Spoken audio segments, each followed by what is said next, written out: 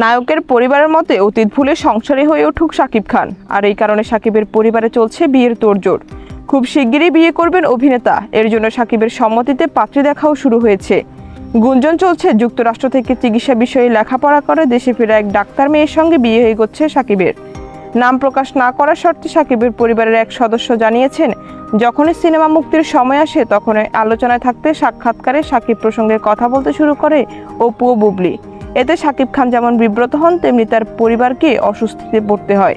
আর এই কারণে শাকিবের পরিবার তাকে বিয়ে দিচ্ছে।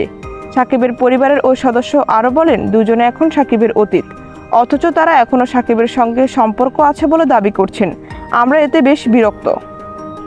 এদিকে শাকিবের বাড়িতে যাওয়ার নিষেধ রয়েছে অপু ও বুবলির। এছাড়া তারা দুজন যদি কোনো সাক্ষাৎকারে শাকিবের বিষয়ে কোনো মিথ্যাচার করে, তবে সে বিষয়ে আইনি ব্যবস্থা নেওয়ার পরিকল্পনা করেছে শাকিবের পরিবারের।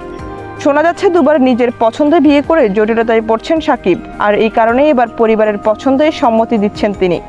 সবকিছু ঠিকঠাক থাকলে জমকালো আয়োজনে চলতি বছরের শেষের দিকে বিয়ের পিঁড়িতে বসবেন ঢালিউড কিং।